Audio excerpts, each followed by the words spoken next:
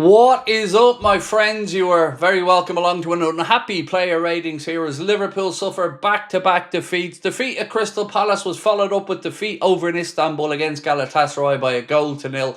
I'm going to go through, give the referee, the players, our substitutes and our manager all a score out of 10. Feel free to play along in the comments if you haven't already submitted your ratings. With those of you that did, thank you. You will see two images as always. The upper right hand corner is the average Anfield Agenda audience score, and the large square in the centre is mine. Keep an eye out for the Anfield Agenda WhatsApp group. If you want to submit your ratings in the future, you can see the QR code there in the bottom corner of the screen. Sign yourself up there and you'll be able to submit them going forward. Also, a reminder, we have this giveaway with thanks to our friends at the Collector's Corner, which we are giving away this signed and framed Diogo Jota shirt to celebrate the great man's life. If you want to enter, get yourself over to the Anfield Agenda Instagram account where you will see all the instructions and we'll be announcing the winner at the end of the game against Chelsea on Saturday. And thank you once again to our friends at the Collector's Corner. Right, folks, let's fly through these and we'll start off with the referee. You know what I'm going to say here, don't you? He was awful. He wasn't the reason we lost. I need to keep making that point, but he was awful. 3 times he stopped the play when we were in possession in their half of the pitch to bring it back for a non-head injury foul. Not a foul, excuse me, a non-head injury the other side of the pitch. It drove me mad and he just did not let the game flow every single time. It was stop, start, not good enough from a Champions League referee. So he gets a 3 from me and a 2.8 from the audience. Next up, Alisson. We do hope his injury isn't serious because once again he was keeping us in that game with some great one-on-one saves, set the tone in the first couple of minutes, had another one then just before he went off. So he was probably the only one out there tonight that can leave with his head held high. Hope he's not injured. But today I'm giving him an 8 because he was next to flawless, and 6.8 from the audience. Milos Kerkez, this is the one I struggle with this week. I'm always honest with you guys and say that there's a performance that I probably don't remember well enough. So on this one, I've kind of leaned into Connor a little bit, and we've come up with a score for Milos of 5.5, and the Anfield Agenda audience have gone with a 4.9. But if you think that's too high or too low, I'm absolutely open to correction on this because I don't have a great memory of how he played, but I don't remember him doing anything incredibly bad, so hence I came up with that score.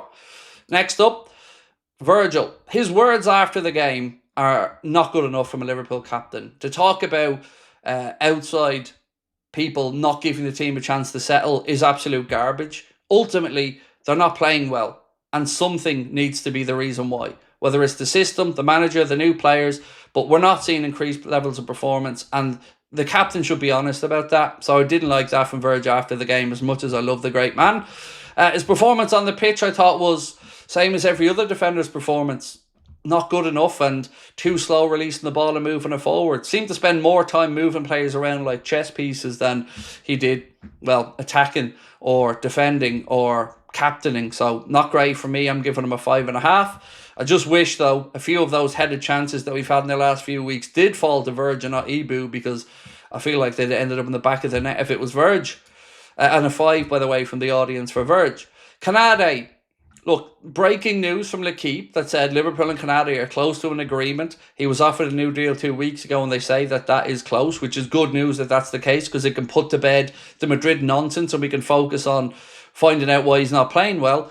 And he didn't play well tonight.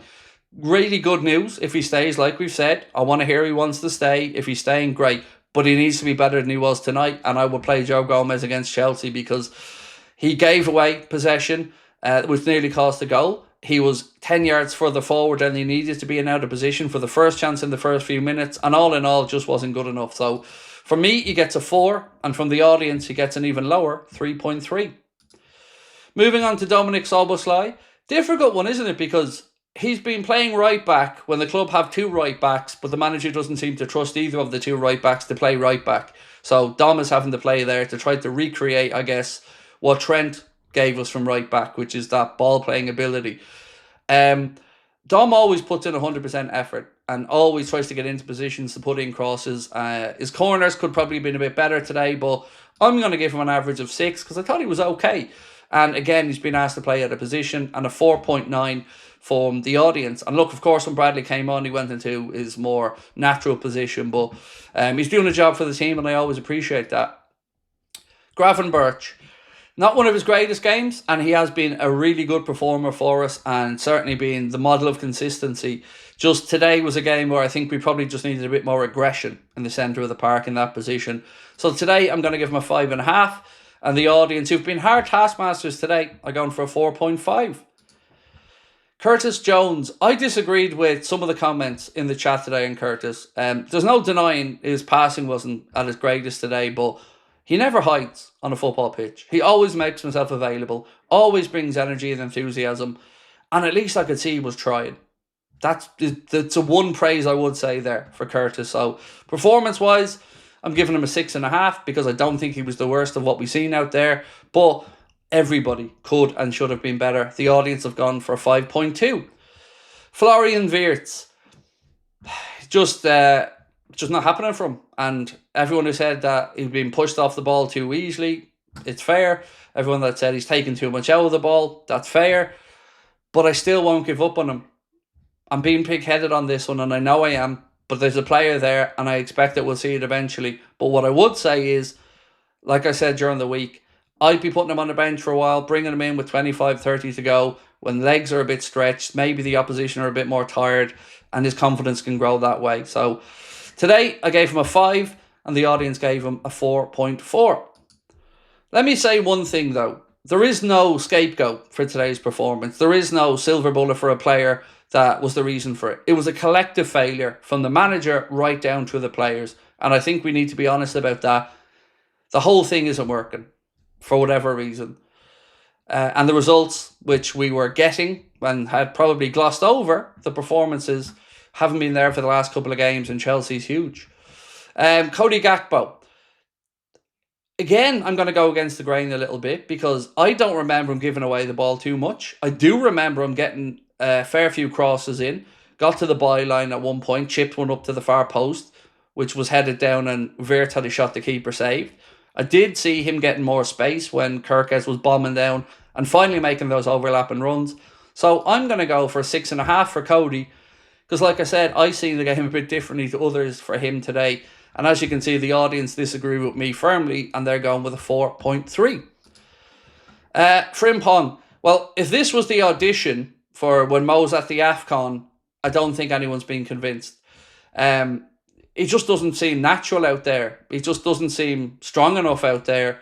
It wasn't great from Jeremy today. I'm giving him a 5, and the audience has gone even lower with a 4.1. Next up, Ugo Ekitike should have scored. There's no other way to sugarcoat that, or should have gone to ground because his right arm was being pulled back a bit, and he was too honest. But the really worrying thing for me was when he did get to that one-on-one position with the keeper, rather than trying to lift it over it, the way he tried to go around the keeper was insane. He tried to roll his studs over the top of the ball. Like most forwards would knock it past the keeper with their left foot, run wide, try and get around him. I don't know what the hell he was thinking. And then, Sod's Law and all that, they counter us, go up the other end, get the penalty, score and win the game. So, small margins in football, but that one should have been tucked away. A 6 from me because apart from that, I like his tenacity. It's worrying to see him having to drop so deep at times, especially when we've got nobody stepping into the space that he's creating. And a 5.3 from the audience. Mamardashvili, look, he came on, he did what he had to, didn't do anything wrong, didn't do anything spectacular. So I'm going to give him a 6, and the audience have gone for 5.7. Moving on to Connor Bradley. Should have done better with the header, as it was a great pick out from Florian Wirtz. Nobody came into that game today and really made a difference. Connor unfortunately included. So 5.5 from me and a 4.8 from the audience. Moving on to Mohamed Salah. It was a big call for Marner not to play him, one that many of us had called for, but it was no different, So do you talk about Mo's form or do you talk about the whole team? We have to start talking about the whole team because, yes, Mo's form hasn't been what we've been used to. Yes, Canary haven't been what we've been used to, but it's the whole team's performance that needs to change. So today when Mo came on, he was dispossessed once or twice, but again, no real problem for me with what Mo was trying to do. We just didn't work as a team today. So I'm giving Mo a 6, and the audience have gone lower with a 4.5. Isak. Well, I think the one thing I need to say here is 4 touches. You bring on a centre forward that plays on the shoulder, and he gets 4 touches. That is an indictment of the system, of the way that we're playing with him up top. And we seemingly had no understanding of what to do to try to play him in or to give him a chance to create something. So we can talk about him not doing anything, but ultimately he wasn't given the ball to do anything with. So I'm going to say a 6 for him, and everybody else needs to find a way to give this man opportunities because, as I said, 4 touches when he was on the pitch. McAllister, he's not himself.